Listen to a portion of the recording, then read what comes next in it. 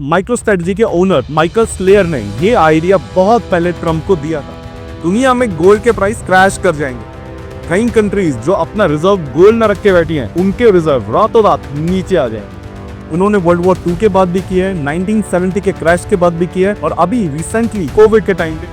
अगर ये बात हाथ से निकल जाए तो लोग कई बार सड़कों पे भी उतर आते हैं। लेकिन स्टेबल कॉइन्स के साथ कहानी डिफरेंट हो जाती है। बहुत इजीली आप अपने मोबाइल्स के थ्रू एक्सेस कर सकते हैं, आपको कैश जैसा विड्रॉ नहीं करना पड़ता।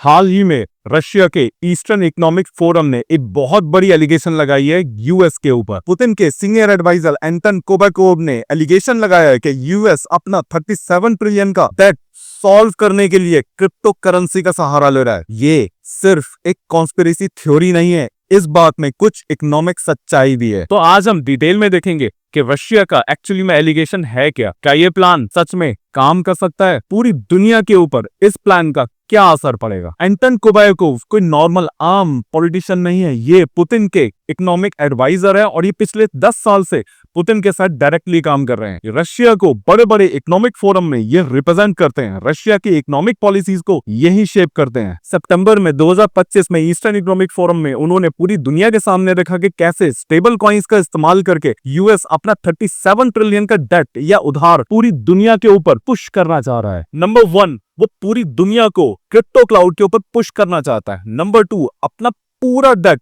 वो स्टेबल कॉइन्स के अंदर कन्वर्ट करना चाहता है।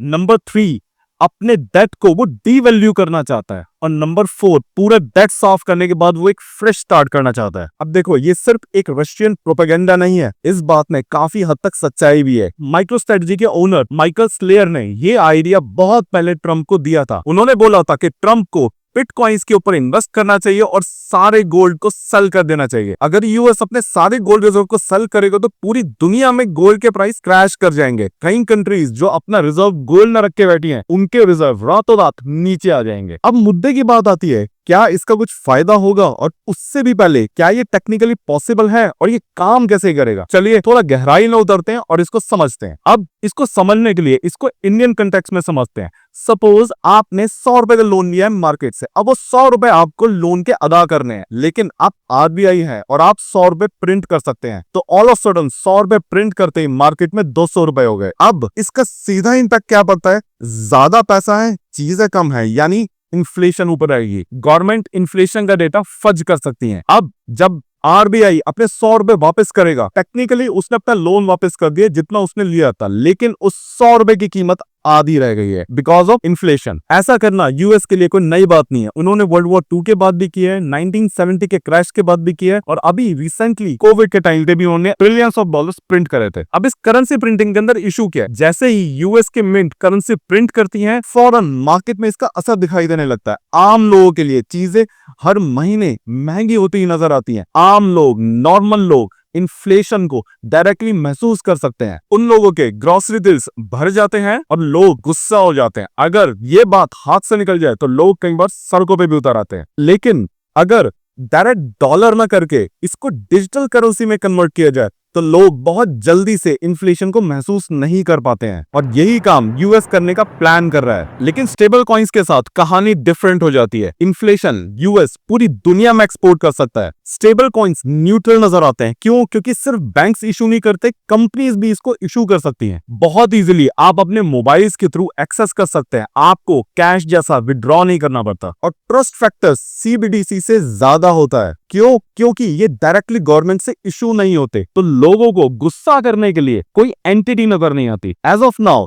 ये जो स्टेबल कॉइन्स हैं, ये directly backed by US dollar हैं या फिर यूएस ट्रेजरी है। इसका मतलब one stable coin is backed by $1 as of now. इससे क्या होगा कि लोगों का जो ट्रस्ट है स्टेबल कॉइन्स के ऊपर वो बना रहेगा। क्यों? लोगों को लग रहा है मैं अपने फोन से यूज कर रहा हूं, वन स्टेबल कॉइन मतलब $1, इट मींस मैं डॉलर ही तो इस्तेमाल कर रहा हूं। अब अगर आप देखें इन स्टेबल कॉइन्स की जैसे डिमांड बढ़ेगी, क्यों? क्योंकि इनको सप्लाई करना बेहद इजी है। उसी के साथ यूएस की ट्रेजरी की डिमांड भी बढ़नी शुरू हो जाती है, और स्लोली जैसे जैसे इसका एडॉप्शन बढ़ता रहेगा, पूरी दुनिया धीरे से इसी क्रिप्टो क्लाउड के अंदर लॉक हो जाएगी। यानी अगर आपको यूएस के साथ डील करना है तो आपको बेटर डील्स मिलेंगी अगर आप स्टेबल कॉइन्स में डील कर रहे हैं। अगर आपको यूएस के अंदर पैसा ट्रांसफर करना है और अगर आप स्टेबल कॉइन्स के थ्रू ट्रांसफर करते हो तो कंपनीज आपको ज्यादा रिबेट देंगी। इवन इंटरनेशनल पेमेंट्स भी ट्रांसफर करना बहुत फ्लॉलेस और सीमलेस हो जाएगा। इसको आप कुछ कुछ इंडिया के यूपीआई जैसा समझ सकते हैं। आज इंडिया में यूपीआई का एडॉप्शन बेइंतहा ऊपर चला गया। छोटी छोटी ट्रांजैक्शंस ज्यादातर लोग यूपीआई से ही करते हैं। अब यूपीआई के अंदर फिलहाल हम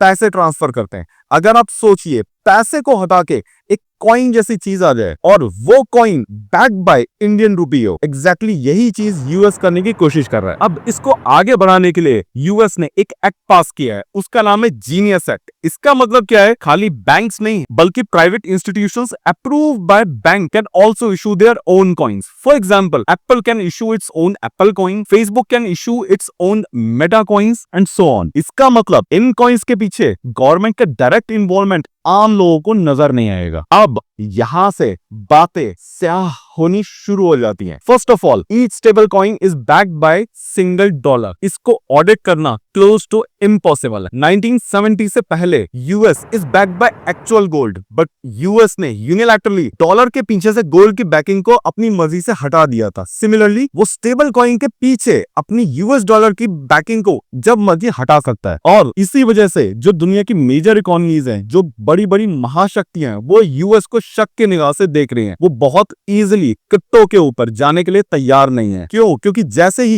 यूएस स्टेबल कॉइन्स के ऊपर मूव कर जाएगा, वो सिर्फ on a press off button number of stable coins increase कर सकता है। यानी मार्केट में मनी बढ़ाने के लिए उसको बहुत ज्यादा वेट करने की जरूरत नहीं पड़ेगी। बहुत इजीली वो उसके पीछे जो डॉलर की बैकिंग है वो हटाने के बाद इन स्टेबल कॉइन्स को इंक्रीज कर सकता है काफी ज्यादा। और इसकी वजह से इन्फ्लेशन डायरेक्ट ना होकर इनडायरेक्ट होगा। नंबर 2, सिंस कंपनीज इशू करती हैं तो गवर्नमेंट शक के घेरे में नहीं आएगी। अब बात आती है कि अगर कंपनीज इशू करेंगी तो यूएस का क्या फायदा होगा, यूएस उसको कंट्रोल कैसे कर पाएगा। माइक्रो स्ट्रेटेजी जैसी कंपनी के अंदर यूएस गवर्नमेंट आज स्टेक खरीदने का प्लान कर रही है। जैसे यूएस गवर्नमेंट का स्टेक है इंटेल के ऊपर। इसका मतलब गवर्नमेंट का हैंड सीधा काम नहीं कर रहा, एक तरीके से काम कर रहा है। लेकिन ये करना बहुत आसान नहीं होने वाला। इंडिया, चाइना, रशिया और भी कई कंट्रीज बहुत ज्यादा गोल्ड के रिजर्व को इंक्रीज कर रही हैं। क्यों? क्योंकि ये कंट्री समझ चुकी है कि यूएस दुनिया की सबसे बड़ी मार्केट हो सकती है, लेकिन बहुत ही ज्यादा जल्दी वो अपने डॉलर को डीवैल्यू करना चाहते हैं। नंबर 2, वो अपनी करेंसी को डॉलर के साथ अटैच नहीं होते देखना चाहते, क्योंकि जैसे डॉलर डीवैल्यू होगा उनकी करेंसी साथ में डीवैल्यू होती चली जाएगी। तो यहाँ पे मैं कहूंगा जो इंडिया की पॉलिसी है गोल्ड रिजर्व को इंक्रीज करने की, that is actually very timed and very smart. अब इस वीडियो के अंदर आपके लिए कुछ मैसेजेस है। नंबर 1, अपना पोर्टफोलियो कभी भी एक एसेट से हैवी मत करना। Your portfolio should be diversified. Number 2, आपका एक्सपोजर जो यूएस इक्विटीज या यूएस मार्केट में है वो बहुत ज्यादा नहीं होना चाहिए। अगर कोई भी इन्फ्लुएंसर आपको ये बोल रहा है कि आपको यूएस इक्विटीज के अंदर इन्वेस्ट करना चाहिए, please don't do that. And last but not the least, stay informed about actual global geopolitics. Not from the Indian media, I will say, but start reading international media as well. ताकि आपको ये पता चले कि दुनिया की economy कहाँ move कर रही है और हमारी कंट्री को कैसे इम्पैक्ट करेगी। I hope you like this video. Take care. Bye bye.